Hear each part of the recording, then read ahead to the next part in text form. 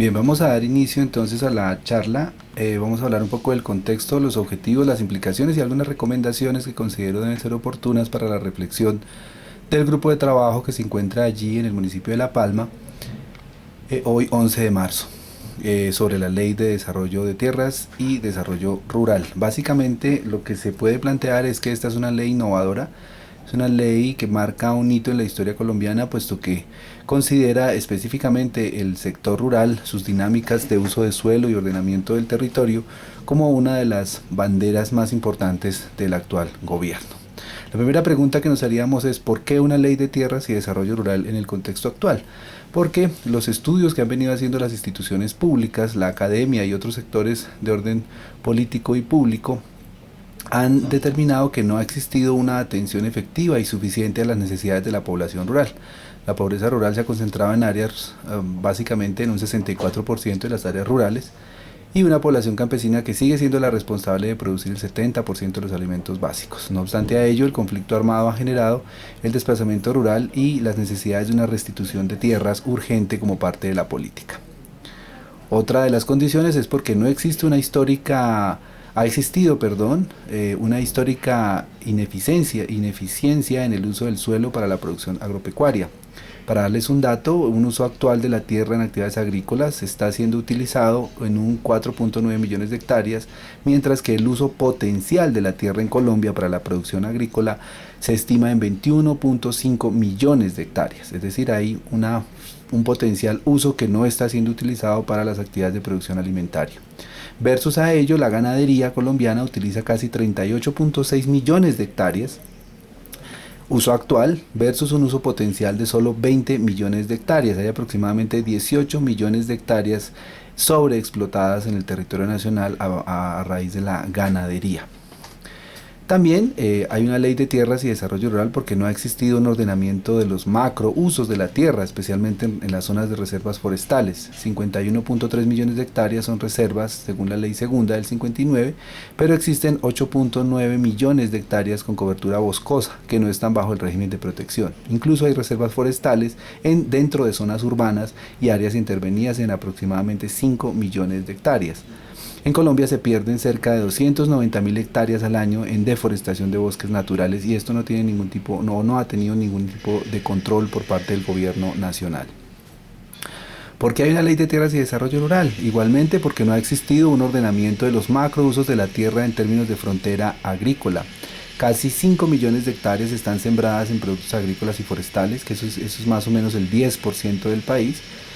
Si alcanzan a notar en el mapa, la partecita que está con color verde serían los pastos, mientras algunos visos de color amarillo o naranja seguramente en el video dejan ver solamente esos pocos espacios de producción que tiene el país. La ganadería ocupa más o menos 38 millones de hectáreas. En ese sentido, la agricultura colombiana se ha concentrado en cultivos permanentes que han generado un mayor grado de especialización, y los cultivos transitorios ocupan el 33%, los forestales se ubican en un 7%, que es el restante del área cultivada. Otro de los asuntos por los cuales la Ley de Tierras y Desarrollo Rural se justifica es porque no ha existido una armonización de normas sobre el uso del suelo y la resolución de conflictos. Los 4 grandes usos de la tierra en Colombia es para temas de ambientales, agricultura, minería y los asentamientos de grupos étnicos. La legislación colombiana en cuanto a uso del suelo está cada vez más administrada como si estuviera solo. Cada entidad, Ministerio de Minas, Ministerio de Agricultura, Ministerio de Ambiente, Ministerio de Comercio, están actuando de manera descoordinada, generando conflictos de uso. El mapa que ven a su lado derecho muestra la cantidad de solicitudes mineras, que hasta el año 2009 más o menos unas 4.800 solicitudes mineras, lo que deja ver que el país básicamente se está orientando hacia la explotación de sus recursos minerales y dejando de lado la explotación de recursos para la alimentación y otro tipo de actividades de desarrollo en el sector rural. Otro de los elementos es que ha existido un limitado acceso a la propiedad de la tierra. El 89.49% está dedicado a microfundios, mientras un 0.86% a grandes latifundios en poder de pocos grandes propietarios. Hay una alta concentración de la propiedad y hay un desarrollo desaforado de la microfundización, con unas limitaciones en el acceso a servicios como el agua, las condiciones básicas, digamos, de saneamiento y producción del suelo para mejoramiento o elevación del mejoramiento de la producción agrícola. El otro elemento es que no ha habido un acceso a la asistencia técnica de una manera seria y coordinada entre la nación y los enfoques metodológicos que se utilizan. Solamente para darles unos datos, más del 55% de los pequeños productores no recibieron durante el año 2008 asistencia técnica especializada. Hay falta de oportunidades en el servicio, en términos de competencia, en términos de calidad, en términos de considerar los conocimientos locales y dejando de lado aspectos comerciales y de la organización. De otra parte, hay una débil articulación de la asistencia técnica con el Sistema Nacional de Ciencia y Tecnología, lo cual no se están aprovechando por esta ruta los avances tecnológicos en materia de capacitación, comunicación, información y uso de nuevas tecnologías para el desarrollo del sector agropecuario. Entonces, frente a ello, la política y la ley básicamente se ubica en tres pilares: una política social agraria que atiende especialmente hacia el fomento del desarrollo rural, específicamente como sector ampliado más allá de lo agrícola, la formalización del empleo y la generación de ingresos y la restitución de la tierra para los afectados por el desplazamiento y obviamente el término de generar una propiedad de la tierra legalizada. ¿Qué propone la ley? La ley propone un saneamiento normativo de esas leyes que están dispersas, que muestran más bien una incapacidad del Estado por ordenarse institucionalmente, unas normas que se actualicen para generar unas mayores condiciones para enfrentar la realidad actual, y una política que básicamente ya estaba inexistente, pero que hoy se vuelve un dictamen de orden gubernamental prioritario para el desarrollo de las comunidades campesinas. Los componentes de la ley son 11, el documento es un documento que se discute o se ha venido discutiendo a través del Congreso Nacional, tiene unas disposiciones generales, tiene unos capítulos sobre ordenamiento de los macrousos de la tierra, temas de forestales, temas de propiedad, incentivos para mejorar el uso del suelo, es mejorar la calidad, los incentivos de infraestructura, riego y otros aspectos tecnológicos para la comercialización y activación de la producción alimentaria, y el acceso a la propiedad de la tierra, que sería uno de los puntos más importantes de esta ley. El otro elemento, el acceso a riego y a la adecuación de los servicios financieros y de tierras, bienes públicos, infraestructura, formalización de la propiedad y fortalecimiento institucional. Esos son los 11 puntos básicos de los cuales trata esta ley. El ordenamiento de los macrousos en temas de reservas forestales, la ley está proponiendo ampliar esas reservas forestales para proteger la cobertura boscosa hacia más o menos 60 millones de hectáreas, aprovechar el inmenso potencial para el desarrollo de plantaciones forestales, aproximadamente hacia 14 millones, generando incentivos, y establecer una unidad agrícola familiar ambiental como mecanismo para sustraer de esas zonas intervenidas reservas forestales que combinen objetivos productivos pero al mismo tiempo de restauración y servicio ambiental para su protección. En términos de los macrousos de la tierra para la frontera agrícola, la ley está proponiendo detener el crecimiento de esa frontera agrícola, orientar la política hacia una mejor gestión del territorio, eliminar los incentivos al crecimiento de esa frontera, no más programas de colonización, cambiar la modalidad de titulación de baldíos por ocupación y crear mecanismos para una planificación ordenada en el uso del suelo y las aguas para fines productivos. Otro de los elementos que propone la ley para armonizar las normas y la resolución de conflictos es la creación del Consejo Nacional de Tierras, el CONAT. Ese consejo estaría presidido por el presidente de la República, el ministro de Agricultura, el ministro de Minas y Energía, el ministro de Ambiente y el Departamento Nacional de Planeación. Definir desde allí una política de usos de la tierra, identificar aspectos intersectoriales donde la legislación sea armónica entre esos distintos ministerios y no se ataque y se aumenten los conflictos sobre el uso de la tierra. En el campo de la ineficiencia en el uso del suelo, la ley está proponiendo crear una unidad nacional de tierras y aguas rurales para la planificación y ordenamiento de los usos productivos, establecer un paquete de incentivos para mejorar los usos del suelo, líneas de crédito para la reconversión productiva, mejorar ofertas de servicios de asistencia técnica, inversiones en riego y nuevos usos y nuevas orientaciones de la productividad, y el derecho real de superficie, que sería una figura a través de la cual se posibilitaría el arrendamiento de tierras improductivas. De ello hablaré un poco más adelante, puesto que este es uno de los temas de mayor debate que tiene esta propuesta de ley. En el acceso a la propiedad de la tierra, la ley está proponiendo 4 líneas de acción para dotar las tierras de pequeños productores: la compra directa de tierras por el INCODER, subsidios integrales para las tierras, titulación de baldíos, formalización de títulos de propiedad rural y restitución de tierras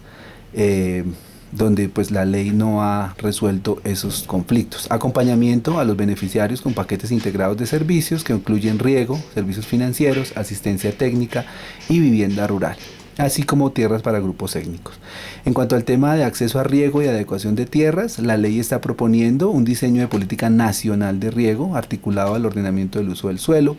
control de inundaciones, que estaría referido especialmente a la potestad que en ello tendría la ACAR, estímulos a la participación del sector privado para generar inversiones en obras, en concesión, líneas de financiamiento para la inversión, rehabilitación de los 15 distritos de riego que existen en el país, pero que no se han adecuado de acuerdo a las condiciones límite que tiene mantener estas obras de infraestructura, un banco de proyectos para la inversión en obras de riego y de adecuación, y crear la cultura de pago por servicios de riego y adecuación de tierras, y subsidios para los pequeños y medianos productores. En el campo de la asistencia técnica, la ley está proponiendo mantener la prestación del servicio, ¿cierto?, mediante un servicio público obligatorio para pequeños y medianos productores, orientar eso hacia el tema de la productividad y la competitividad,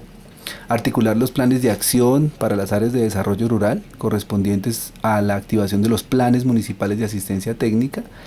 que le da una cobertura mayor hacia los pequeños y medianos productores de una manera gradual para que haya continuidad y haya una mayor cobertura,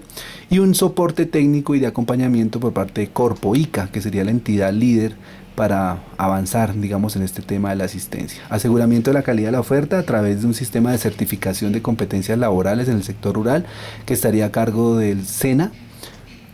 y el fortalecimiento de instancias departamentales y municipales como los CONSEA, los Consejos Municipales de Desarrollo Rural, las UMATAS, las EPSAGRO y otras organizaciones ligadas a esto. Esto implica un desarrollo institucional de gran escala, creación del Viceministerio de Desarrollo Rural, la creación del CONAT, el Consejo Nacional de Tierras, la creación de la Unidad de Tierras de Adecuación,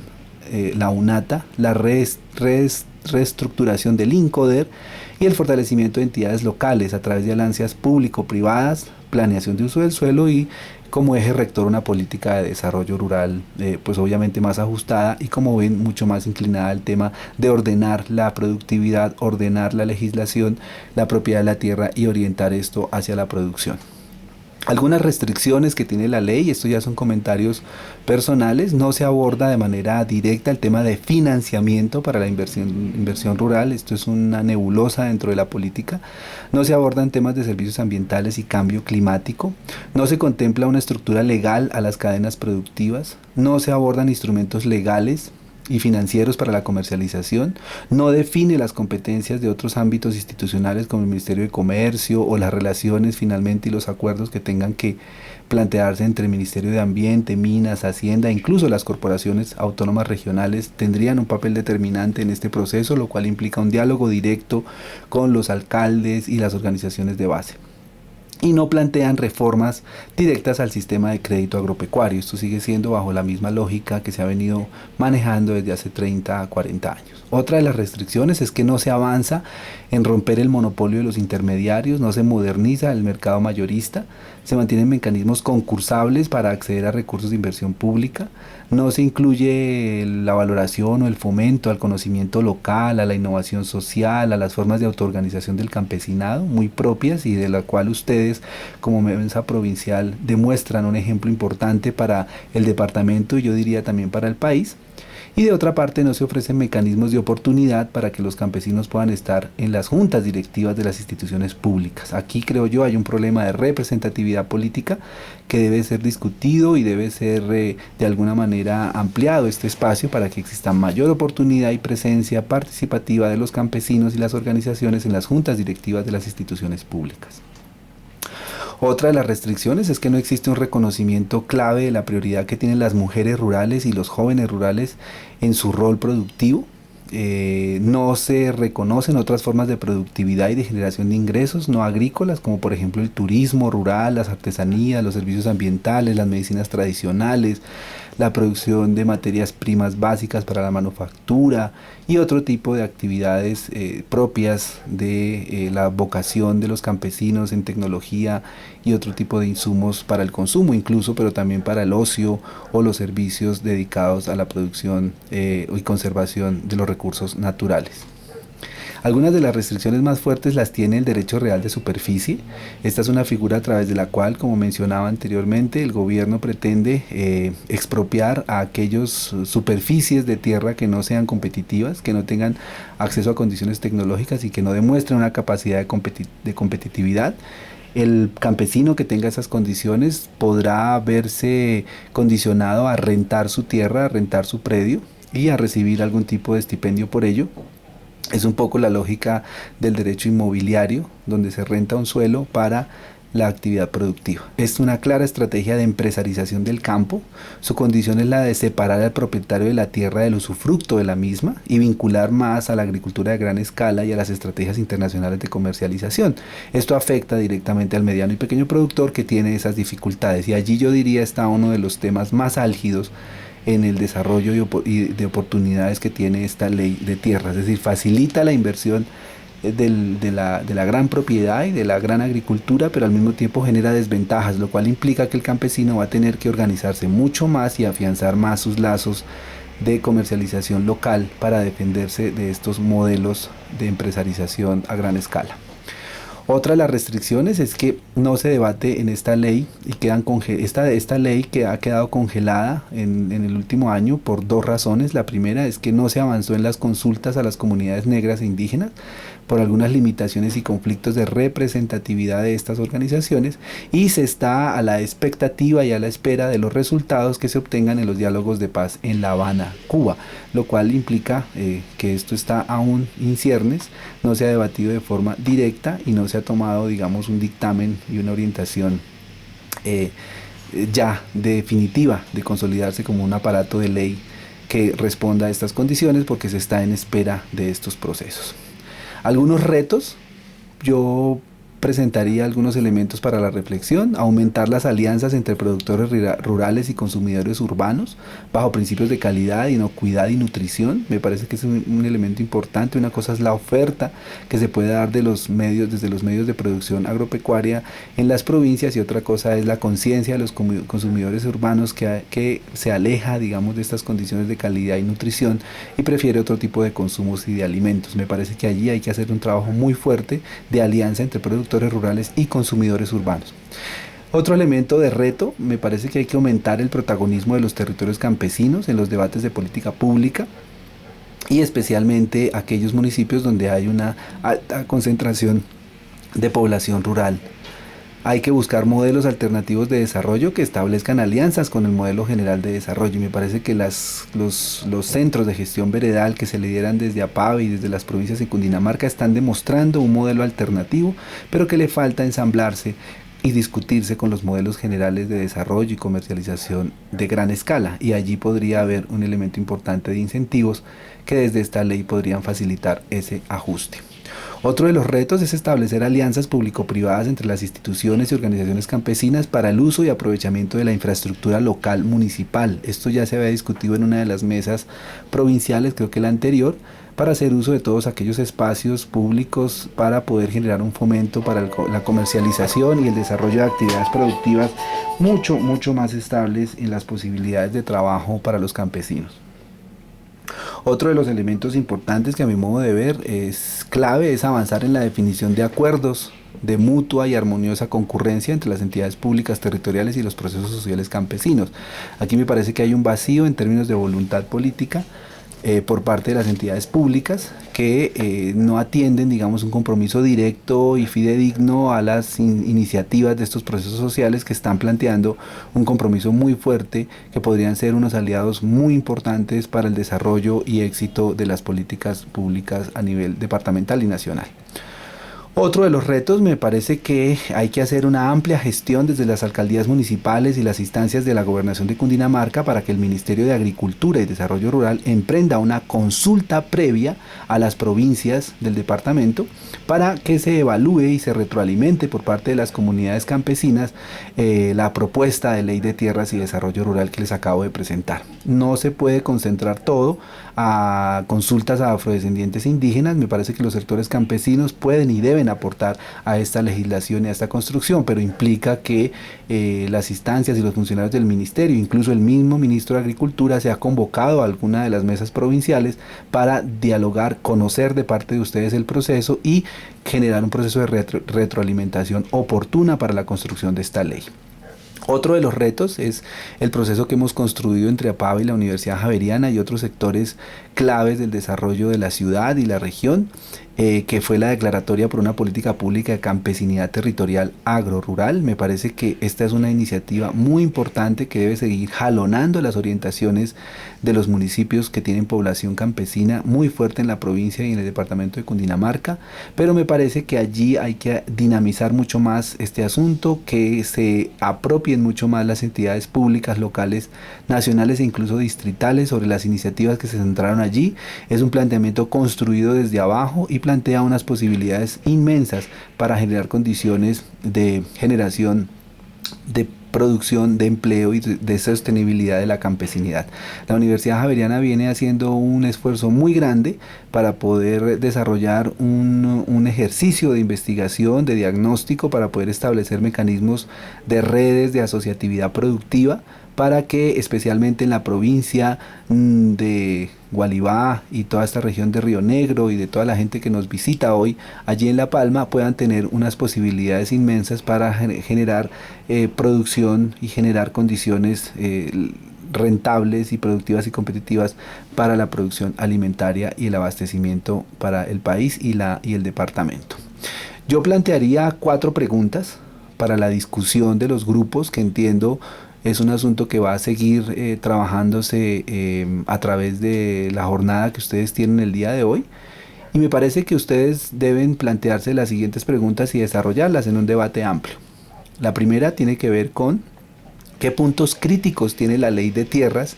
y desarrollo rural para el futuro de los territorios campesinos en el departamento de Cundinamarca. Es decir, cómo el departamento de Cundinamarca y específicamente los territorios campesinos de las provincias que se encuentran hoy en La Palma ven como puntos críticos esta ley o esta propuesta de ley.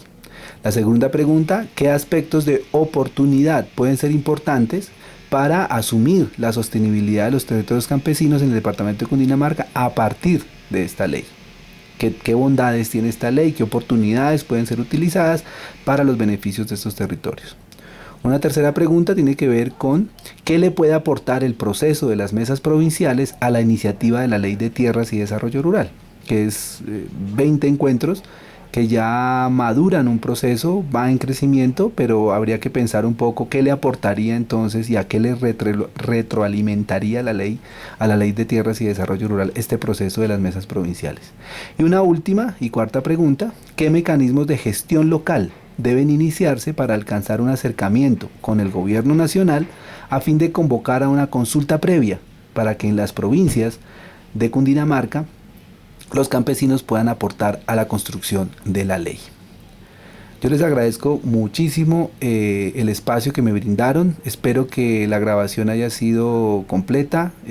hayan podido rastrear algunos elementos generales. La universidad y yo en particular me siento muy comprometido con este tipo de ejercicios y de construcción local. Espero poderlos volver a ver pronto en la 21 mesa provincial, en donde podemos seguir abordando estos temas, haciendo un poco más de detalle en algunos aspectos que seguramente quedaron en vacío, pero les abro un poco la iniciativa para que se aproximen a estas iniciativas del orden nacional y desde las actividades provinciales locales puedan desarrollarse actividades de retroalimentación para el mejoramiento de esta ley y la adecuación a las condiciones y mejoras del sector rural en Colombia. Les agradezco muchísimo su atención y los dejo pues con las personas que moderan la mesa para terminar el ejercicio. Muchísimas gracias a todos.